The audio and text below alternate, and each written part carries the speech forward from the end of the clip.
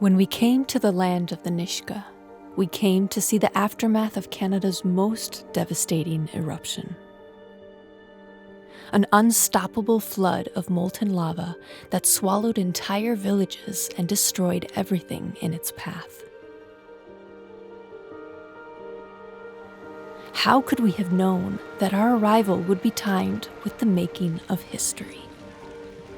A pivotal moment years in the making and a long time coming.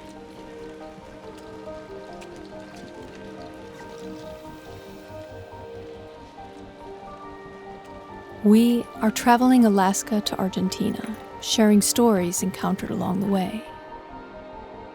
This one will stay with us for a while.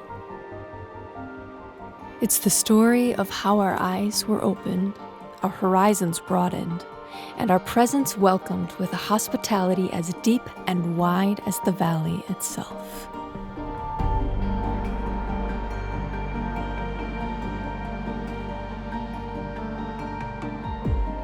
Come with us into a land scorched by fire but unbroken, where we witness what may prove to be the most historic moment of our Pan-American journey, and learn a story both shocking and immensely uplifting in the end. The only place we can really start is from the sky, looking downward on a place known as the Nass Valley. About halfway down the province of British Columbia, the Nass Valley forms a wide corridor between the interior and the sea. It's hard to overstate the significance of the events that have centered on this valley and its people. Of course, we don't know any of that yet, as we turn onto the road that will lead us into the Nass.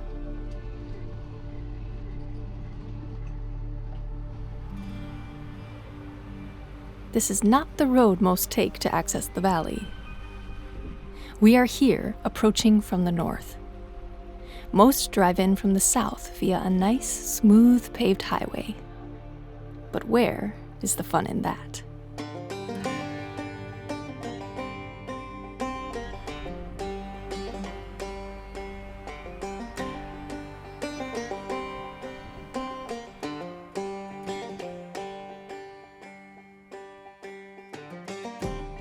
The 31-mile Nass Forest Service Road is closed in the winter, and in the summer, it's only recommended for those willing to trade a little bit of rough road for a whole lot of reward.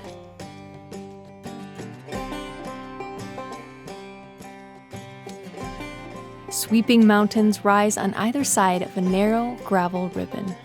It's bumpy and slow going in this old girl, but she does it like a champ.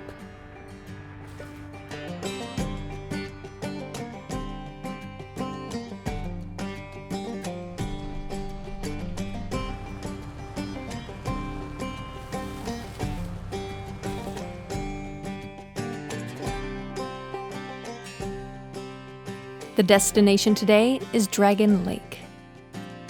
It's as good a spot as any to park the bus for our first few days exploring the Nass.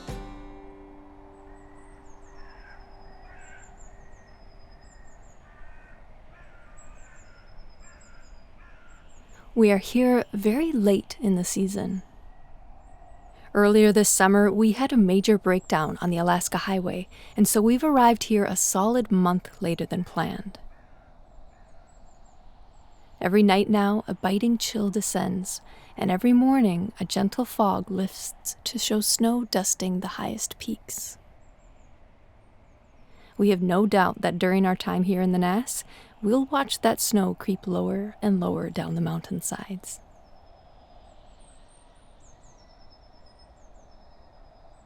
We give ourselves a day here, and then head south to begin exploring.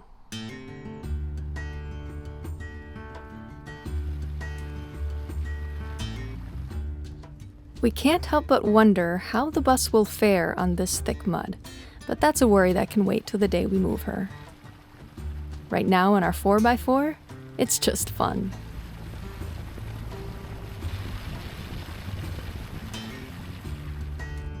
take note of the thick forest through which we are driving. Because very quickly that's all about to change. And the transformation really brings home the magnitude of what happened here just a few hundred years ago.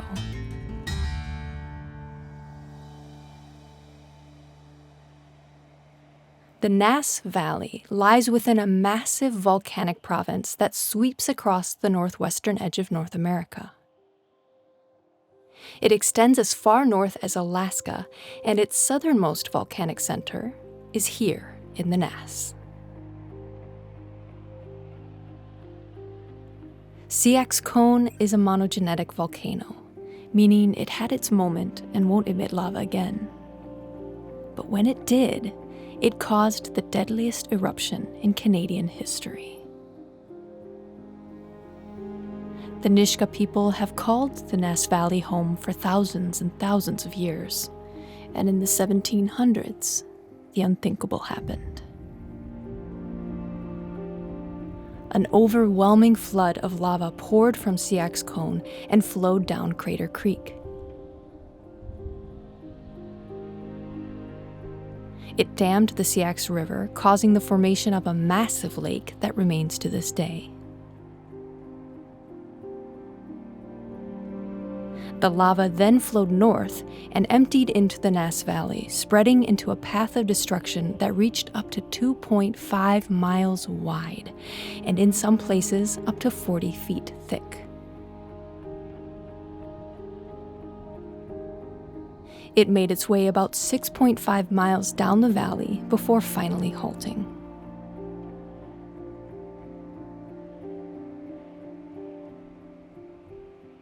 The terrifying event is recorded in Nishka oral history, including the tragic loss of an estimated 2,000 lives and the engulfment of 2 entire villages.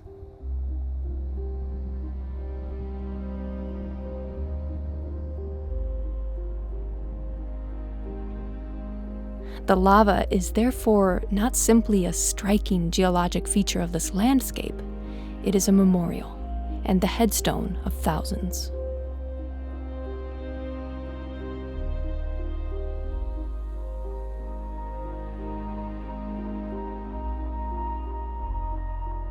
For that reason, there are only a few designated places where one is permitted to walk on the lava and get closer to the lessons and the unique features it holds.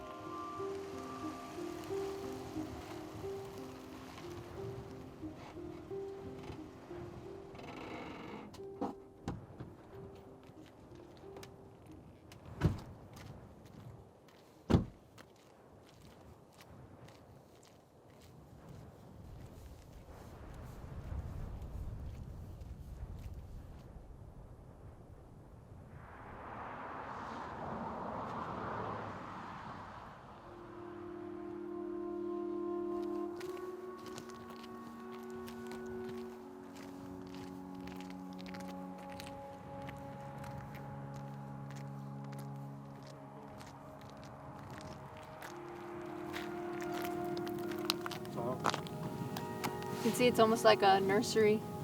More plants grow inside the crack. Yeah, and this area here is less crumbling. It seems like the lava cooled down here in a smoother way, and all the other areas is very crumbling. Very interesting. Jose just noticed the difference between 2 types of basaltic lava, a'a and pahoehoe, both Hawaiian words. Pahoehoe forms from hotter, more fluid lava that cools into a smooth, ropey surface, while a'a forms from cooler, thicker lava that breaks apart into jagged rubble.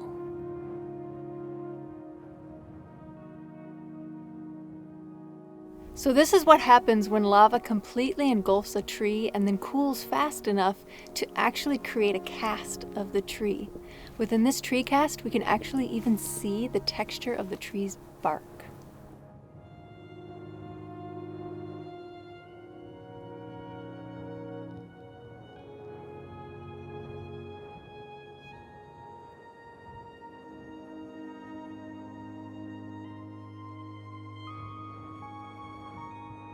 So this looks like another one, though it's a lot more eroded and parts of it have collapsed, so it's a little more subtle than the other tree cast that we saw.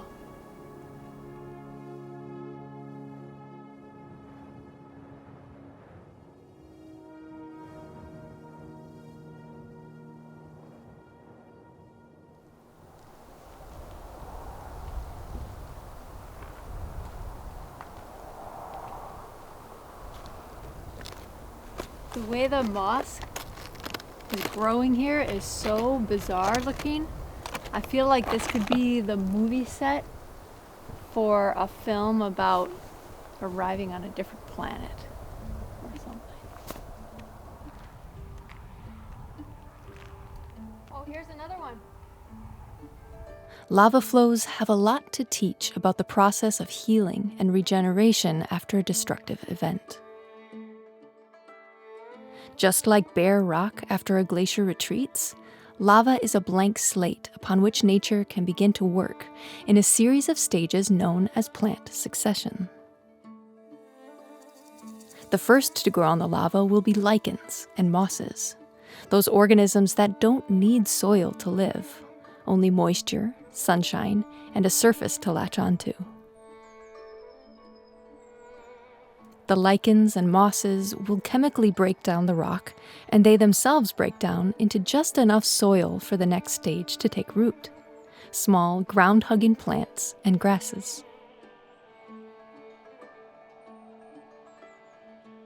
Over time, those plants will provide enough organic material for the next stage. Small, shrub-like trees whose annual shedding of leaves accelerates the buildup of soil. They, in turn, set the stage for conifers and larger deciduous trees, who will slowly and methodically populate the plain. Eventually, the lava plain may be as forested as it once was before the lava came. At first blush, it seems like the Nishka lava beds provide a textbook example of plant succession. But in 2020, a BC Parks Living Lab study showed that it's actually a bit more nuanced here. And to understand why, we'll have to zoom out again. This is the path of the lava flow from Siak's cone to the point where it halted in the Nass Valley. You can see where the lava is still very bare, but then there are these other areas where it is quite overgrown. If we zoom in again and go to some of those areas, we start to see why.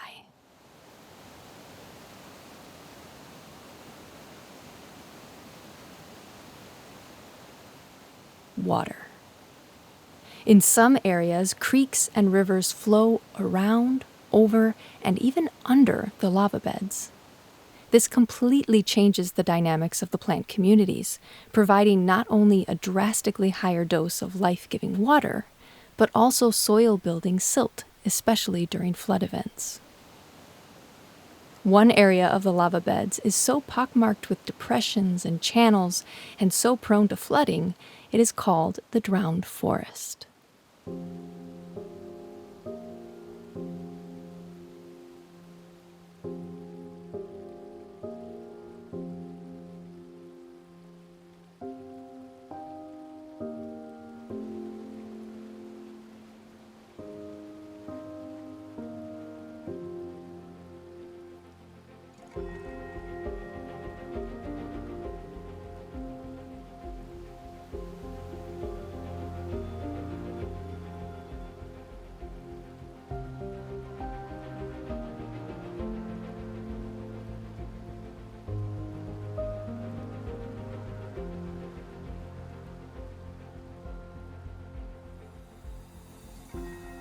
It's quite a bookend that the other major force complicating plant succession across the lava beds is fire. The BC Parks study found that where fire has swept across the lava beds, vegetation development was set back to square one.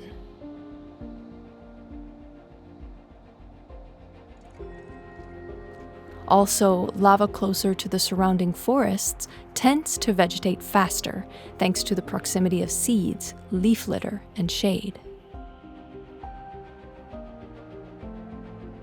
And the final factor throwing a twist into things is the road. Dust and traffic from travelers has led to a thin band of non-native plant species along roadsides and campgrounds. This is the story that brought us to the Nass Valley, the highly visible history of a literal earth-shaping event. But it's the day that we move the bus from Dragon Lake en route to our next parking spot that it all begins to shift.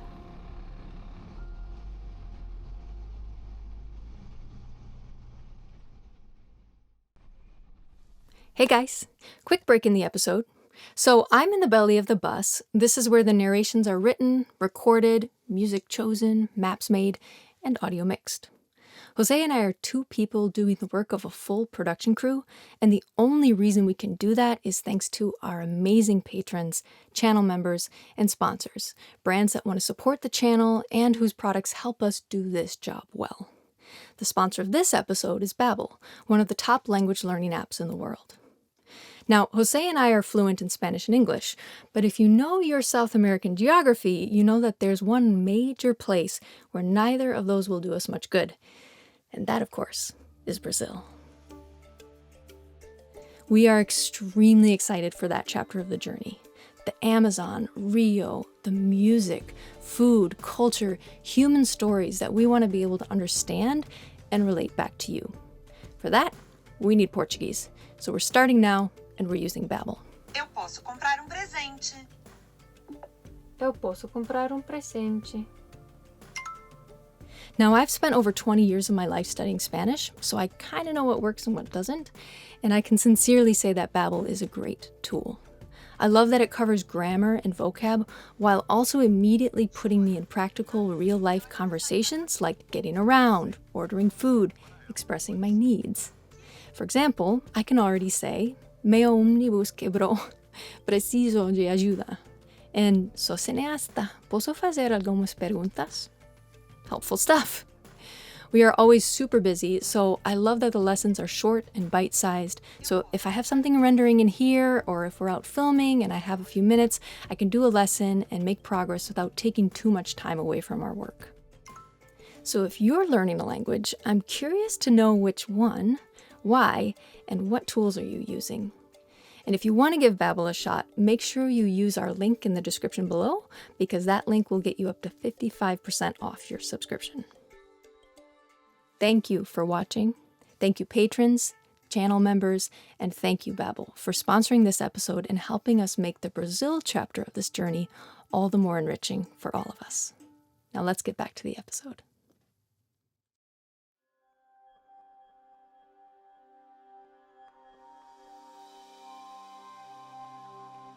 As we begin this phase of the story, it's important that we start with a core consideration.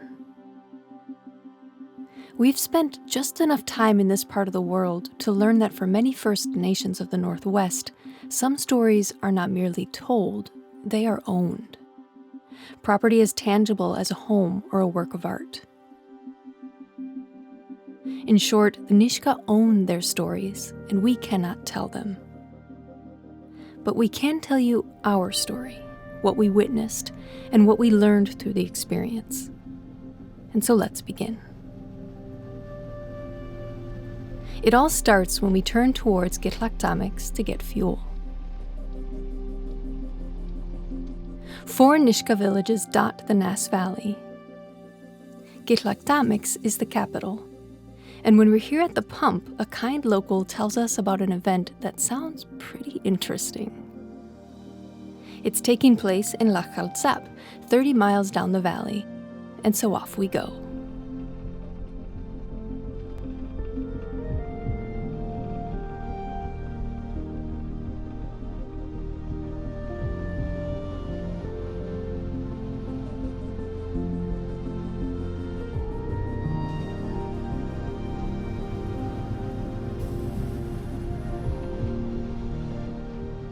Soon we arrive in Lachkaltsap, birthplace of the Nishka land question. Of course, we don't know what that means yet. We do know that this community is home to the Nishka Museum, though its full significance is also a bit lost on us right now. For the moment, the museum is closed, busy with preparations for the big event. And so we make our way to our campsite, just a few hundred feet down the road, and wait.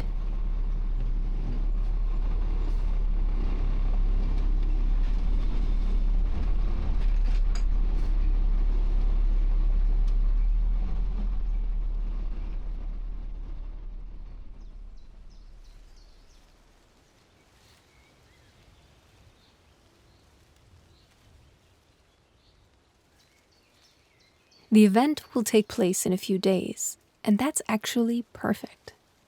Here in Gitwinksihlkw, we are about halfway down the valley, perfectly positioned for exploring. And so explore we do. We're still in full-on tourist mode, so the first place we head is a little up valley. When we paid our entrance fee, the kind man at the desk told us that the Nishka name for this place is Little Stinker. And that makes sense.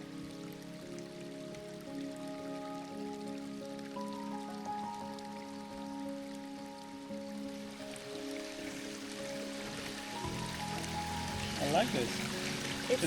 It's great with the rain. It's better than like a hot sunny day, right? This just wouldn't hit the same spot. I know. Unsurprisingly, the northern Cordillera in Volcanic province is home to more than a few warm and hot springs. Here in the Nass, this hot spring is said to be the home of a supernatural being.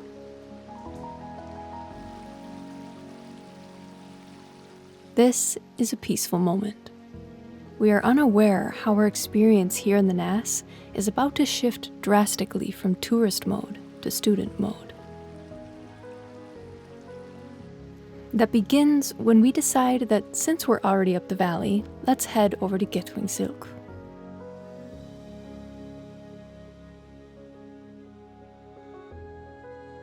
Do you ever reflect on those little turns, those moments that change the trajectory of your path or your understanding of the world around you? Well, if we had come to this town any other day, we would have missed a very important chance to expand our world. To get to Gitwinksihlkw, you must cross a deep canyon of the Nass River.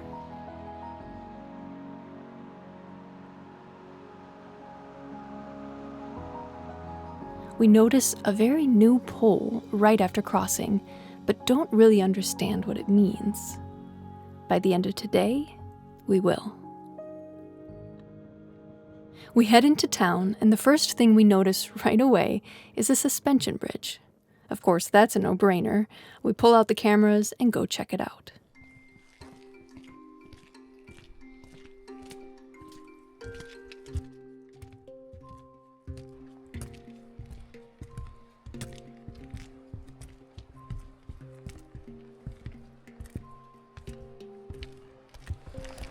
It's a little shaky.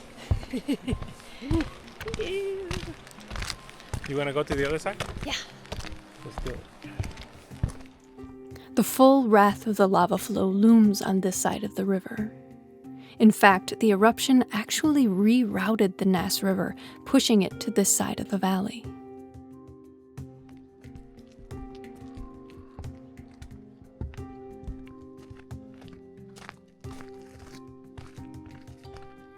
A few pathways through the lava beds lead to viewpoints that provide a good perspective on the unique position of this community.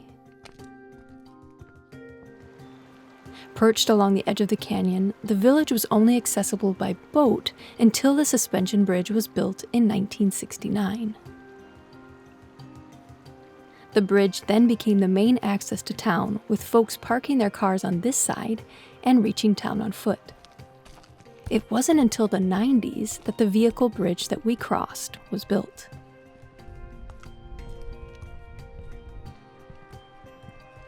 We enjoy the river and the views, and it's when we get back to the other side and pop into a nearby store to buy a sandwich that the real learning begins.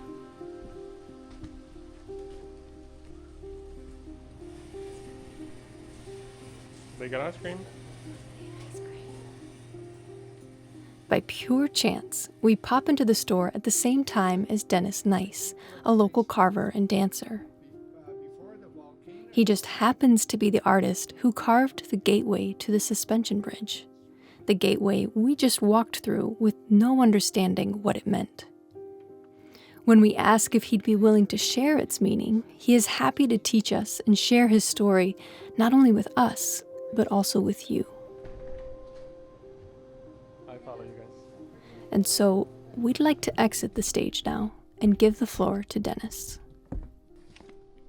This arch here is residential school memorial arch. Right? It was commissioned by the community here in memory of all those that went to residential school and those who never returned from residential school. So what you see here are the four crests of our nation. At the bottom here is the wolf clan. On top of that is the raven to represent the raven clan. And on this side here, you'll see the eagle clan to represent them. And down the bottom here is the killer whale. On top of the arch, you'll see at the very top above the eagle, it's a box representing a grave box with painted man in there. You'll see the human or a young person being taken away. But you'll see him with his hands up because they had no choice back in the day. They had to be taken from their communities where they were growing up. So that's what that represents. The yellow and black figures here represent those from this community that left. As you know, this community is called Gitwinksihlkw, or people of the lizard. At the very top of that, you'll see some human designs and tears. And those represent people like myself who were at residential schools, who suffered abuses and other things that happened there at government residential schools. So that's what that represents there. And you'll see, again, the humans on both sides with their hands up.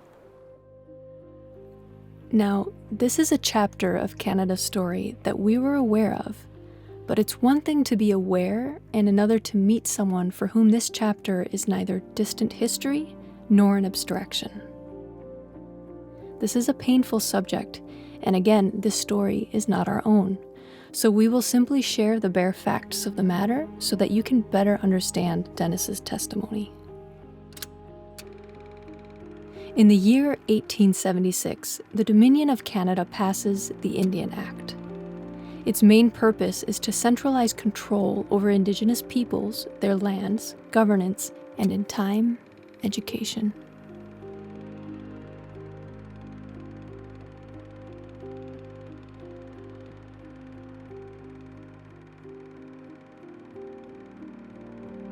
The legal framework is laid to establish a system of boarding schools to be run by Christian churches, and between 1883 and 1920, a series of amendments make attendance mandatory and provide legal authority to forcibly take children and punish parents who resist. Once removed from home, children are cut off from their culture and traditions, forbidden to speak their native language, and all that is by design.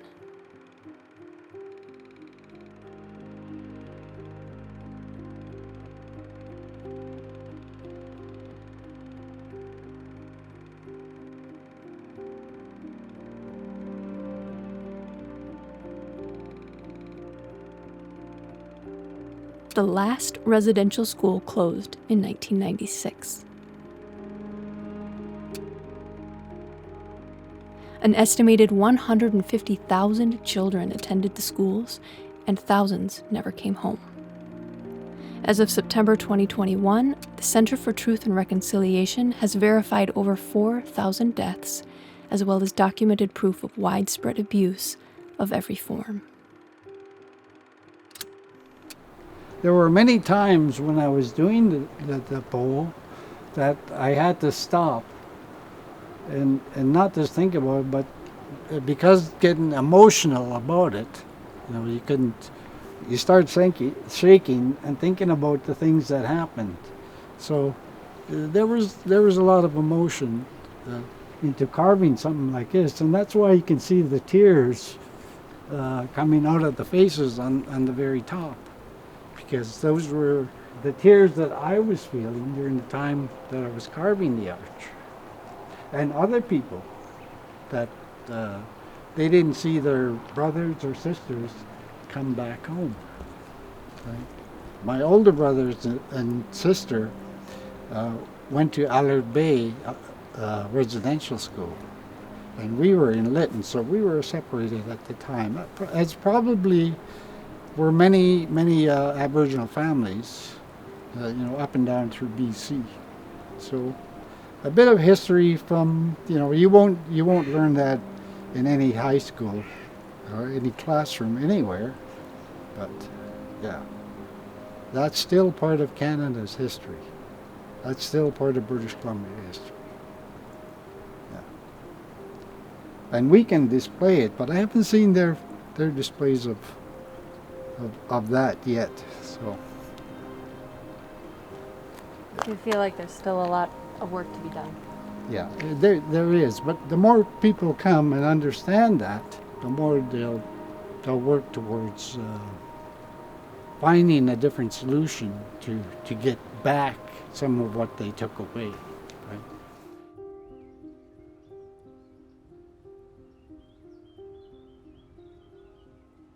All of this is very difficult and uncomfortable to hear, but listening is how to respect and honor the people who lived it. As a child growing up, I wanted to know what was so bad about the Aboriginal people's culture. I wanted to find out things like what made this so bad. It wasn't any worse than things that were in Egypt, in the Great Pyramids or other places. And this is what I was watching my father and grandfathers do before I was sent away to residential school, right? And so this kind of things that they wanted to do to Aboriginal people was to take away their identity. But like everything else the government does, they didn't do a very good job of it, because here today stands the totem poles of our people.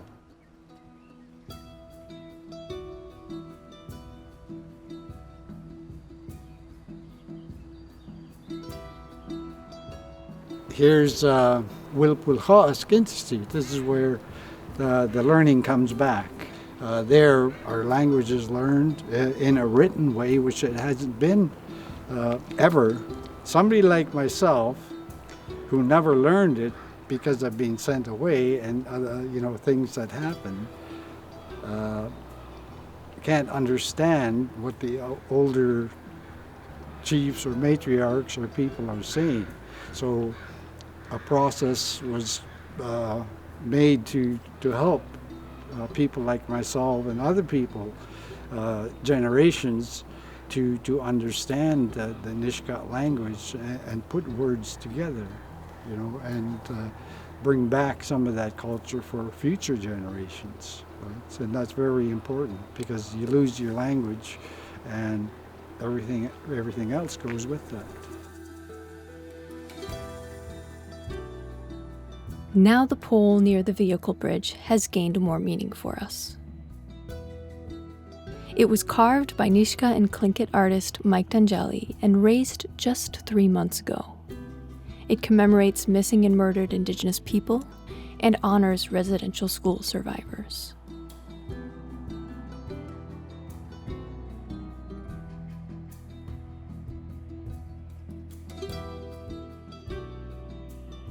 Earlier today, we crossed this bridge unaware that on our return, we would carry a different perspective back with us. That is the impact we can have on one another. Never underestimate the power of your story. And Dennis, thank you for sharing yours with all of us.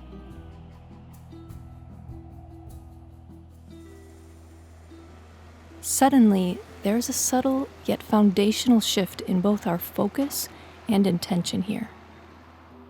When someone gives you the gift of their story, it's on you to do your very best to understand, especially if your plan is to transmit their story to others. And so we head to the only part of the valley we haven't seen yet, to Gingolx, where the river meets the sea. It's time to see more of this land, because we have a feeling that in our process of learning, we're going to come across that land question.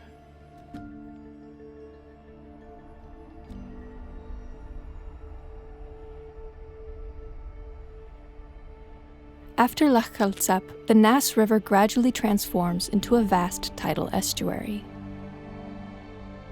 High sediment loads and large tidal variation create a constantly changing, dynamic ecosystem.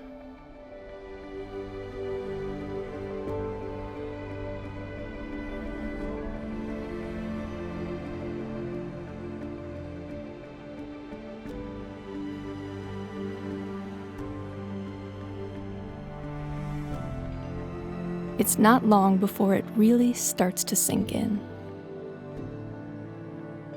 Whatever the land question was, or is, it's a very big thing. Because what a homeland this is.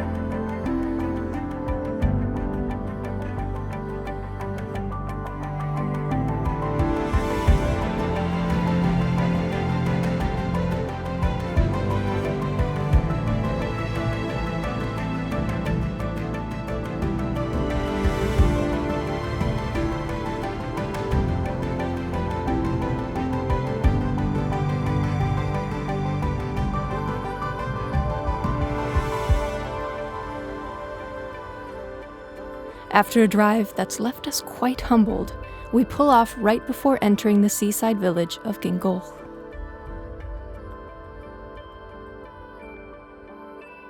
During our time with Dennis, he explained to us that Gingolx means place of the skulls.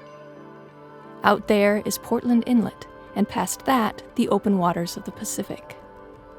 This is essentially the entrance to Nishka lands, and to ward off attacks from neighboring nations, the Nishka would mount the skulls and scalps of past raiders along the shoreline below.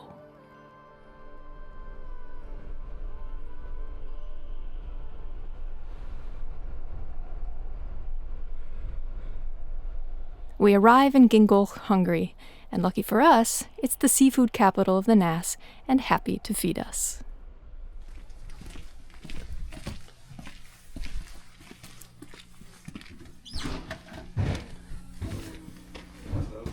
Hello.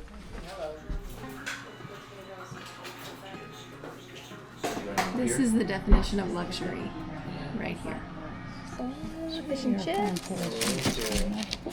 Wow.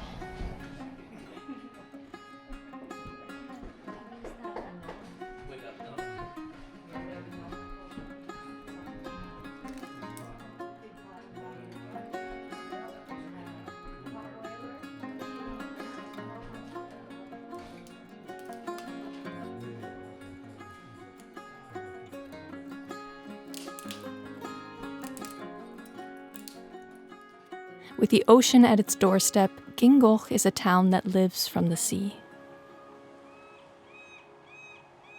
It's not only crab, halibut, snapper, and shellfish out there. The river also swells with the yearly pulse of salmon and oolakan, known as candlefish, because it's so oily that once dried, the fish can be set upright and burned like a candle.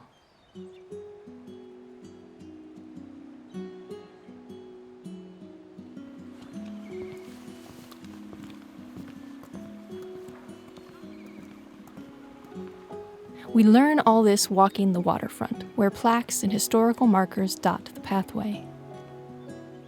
We learn that because of frequent attacks from other nations, for centuries this patch of land was only used for seasonal fishing. It wasn't until 1867 that the settlement was established by Christian missionaries, and the town was steadily populated by Nishka families moving here either because they converted or because flooding destroyed their village up the valley.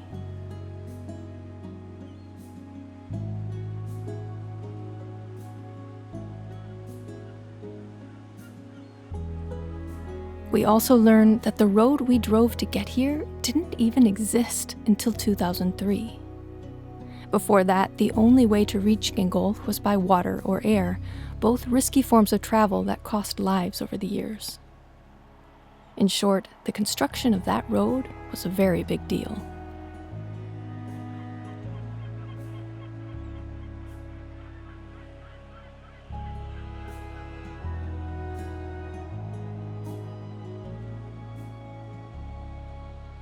This visit to Gingolx was aptly timed. We gained an even deeper appreciation for the beauty of Nishka lands and the breadth of the bounty it provides to sustain a people.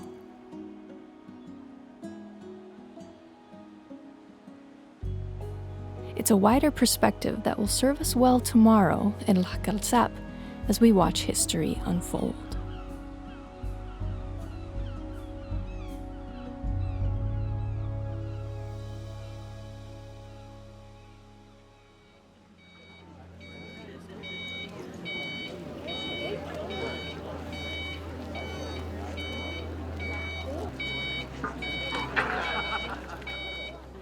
Today's the day, and the energy here at the Nishka Museum is palpable. To be honest, up until this point, we still haven't quite grasped exactly what is going on. It isn't until the speaking begins that it starts to sink in, and we realize the magnitude of the moment we've stumbled into.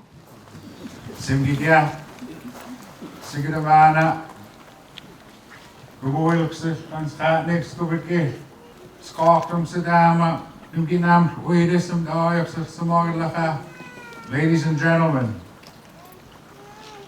on behalf of the community of Lhakkalsap, we welcome each and every one of you here today for this very historic event. When I was a child, 11, 12 years old, our dance group, our elementary dance group, went to the Museum of Anthropology. Latin Samogat Lat was there. Raymond Calder. And he stood with pride as he shared with all of us children that this pole belonged to his will. He shared the story that accompanies the pole. He was excited to share, but he was also sorrowful. Just like before, a little history is needed to fully grasp what is happening today. And also, just like before, our hop back in time isn't that far back. A stolen Nishka memorial pole is on its way home to British Columbia after spending nearly 100 years on display in a Scottish museum. Unfortunately, at that time, our family had been out do some seasonal fishing. We had another village, and so we weren't home when the pole was stolen. And he was essentially able to put it in the river and raft that down to the city Prince Rupert, where it was ultimately loaded onto a freight train, and then it was shipped across to Eastern Canada and put on a boat and then sent to Scotland, where it ultimately ended up in the Royal Scottish Museum. Getting the pole to British Columbia was delicate, complicated work. First, it had to be dismantled in Scotland, then flown to BC on Canadian military aircraft. The pole will be installed at the Nishka Museum, next to one returned from Victoria. There is room for more. This is also a chapter we were aware of, but not to the deeper extent today will bring. Throughout the 1800s and well into the 1900s, thousands of cultural objects, totem poles, masks, bentwood boxes, and ceremonial regalia were taken from Northwest Coast communities. Some were stolen when everyone was away at seasonal fishing grounds. Some were bought or seized under profoundly unequal power dynamics. Decades of colonial pressure from every angle left communities with little leverage to refuse the removal of cultural property and its transferal to museums and private collections around the world. One such item was the nisga'a pole that we just learned about. It was returned from Scotland in 2023 and is now back home inside the Nishka Museum. Its replica stands prominent outside the Gitwinksihlkw Community Center. It stands alongside another replica of a memorial pole that has been called one of the finest in British Columbia. It was carved between 1860 and 1870 for the family or House of Lat. For the House of Lat, it is a living being that holds the family's story and carries it forward to future generations. In 1947, ethnographer Marius Barbeau procured the pole for the University of British Columbia, again under a power dynamic that can only constitute duress. For the past 78 years, it has been in Vancouver in the UBC Museum of Anthropology, until today. So today you are witnessing some great history. And we are very happy to see every one of you here today, because it is your job to be a witness to the work that is being carried out by Samagit Lat and his will. Share this story, share this adawa with all you meet that is part of our oral tradition. By witnessing this event today, it is all our responsibility to share this. Our ancestors feel the words of our songs, hear the drumbeat, and are honored by our work, standing together and ensuring that Wilt Lat San is back home, resting for all to connect with.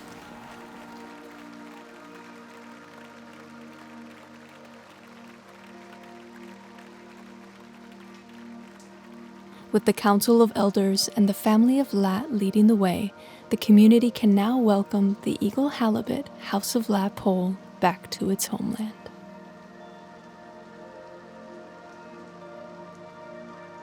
Once again, we are going to exit the stage and let you take in and be a witness to this moment. It is always amazing to see the emotion and the presence of the nisga'a spirit placed into our sacred sand. When the spirit is placed into them by the carver, affecting all of us here today. By learning the history of colonization, we as Nishka can remain steadfast in our determination to undo the wrongs that our ancestors suffered through. The pain they must have felt as these sacred items were towed away while our families were off fishing. This is not ancient history. It is just within the 1900s when my Gigi, and yet we're watching these injustices occur right on the beaches here in Gitwinksihlkw. Today our eyes are wide open. Our treaty is a tool and our voices have never been louder. Over the next week, the pole will be carefully raised here inside the museum and its return to the Nass complete.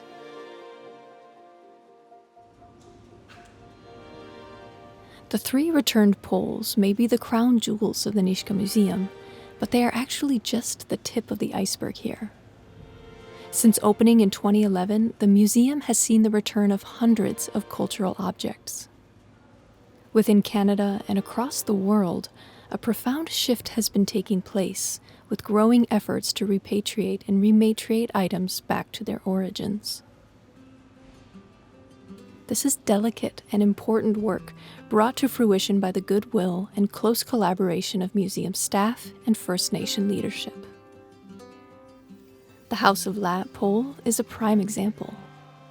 In 2023, the Lapp family officially requested the return of their precious pole from the Museum of Anthropology, and since then, MOA leadership, the family, the Nishka government, and everyone else involved have worked tirelessly to make that happen.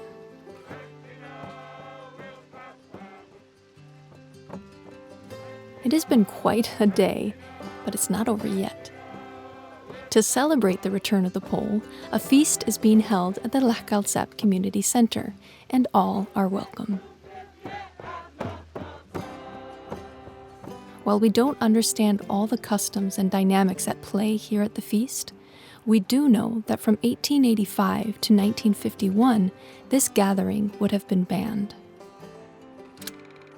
In 1885, the Indian Act was amended to include what's known as the potlatch ban, the deliberate prohibition of a ceremonial institution central to social and political life. The feast is beautiful to be a part of. We are showered with food and gifts and kindness, and we connect with the MOA leadership that worked so hard to bring the pole home.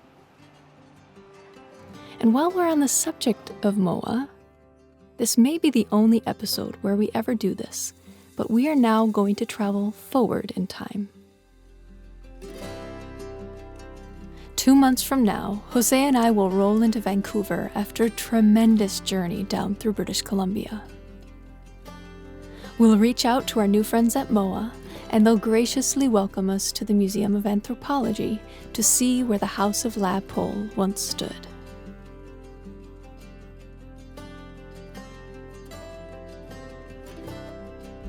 The space is now accompanied by a plaque that explains the purpose and importance of repatriation, or rematriation, as it's called by matrilineal societies like the Nishka.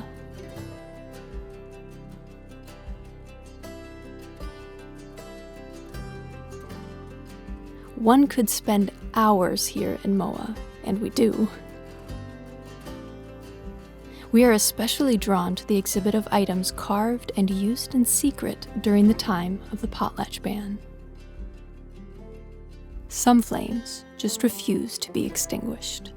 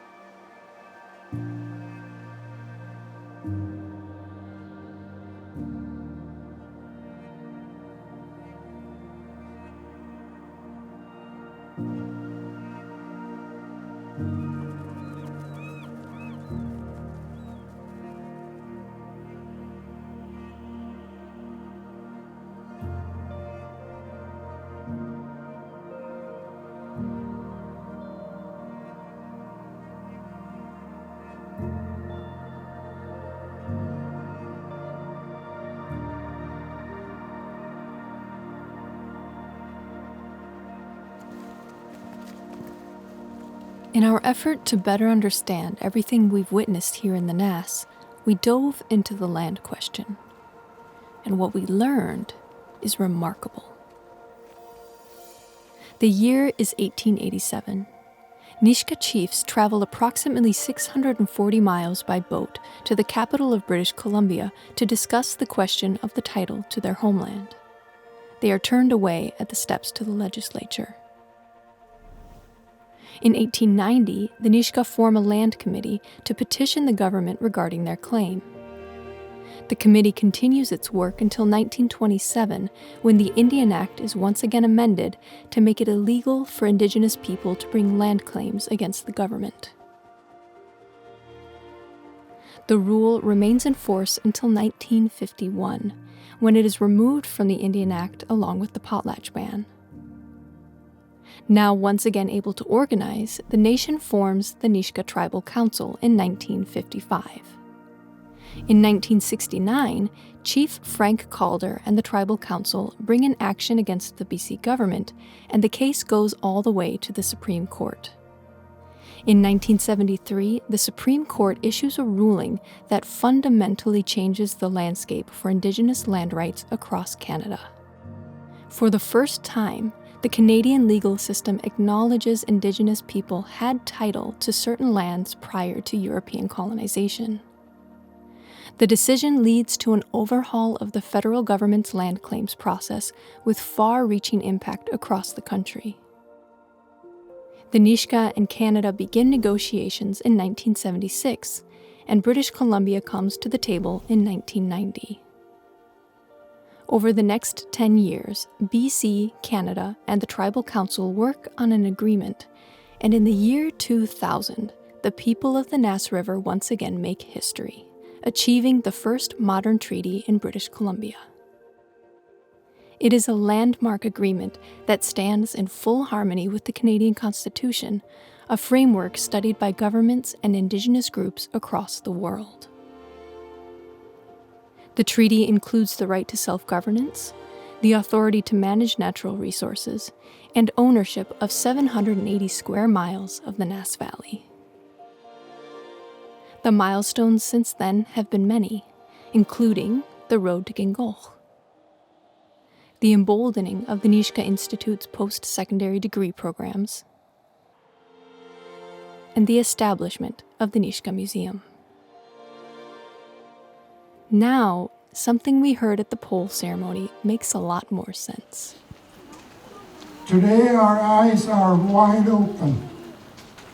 Our treaty is a tool, and our voices have never been louder.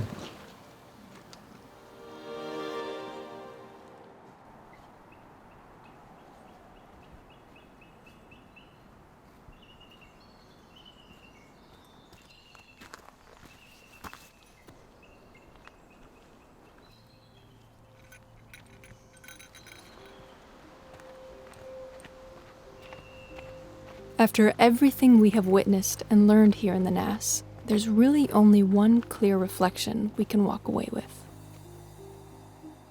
The Nishka have been through fire in so many more ways than one.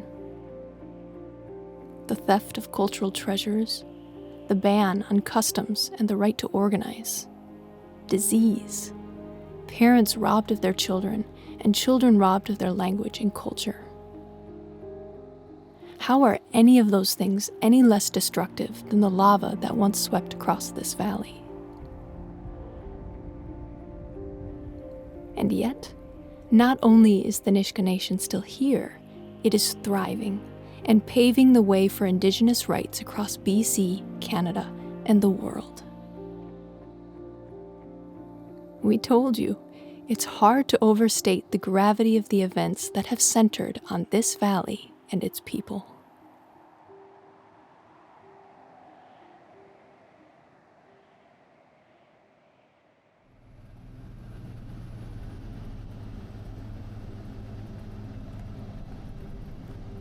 We leave the Nass with our own stories significantly enriched and broadened. And we can't believe we're saying it, grateful this old bus broke down when she did.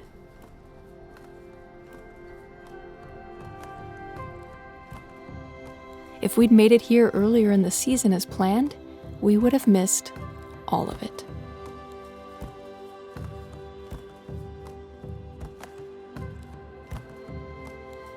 And hey, didn't we say we'd see the snow creeping down the mountainsides by the time we left? Nature is sending us a message loud and clear.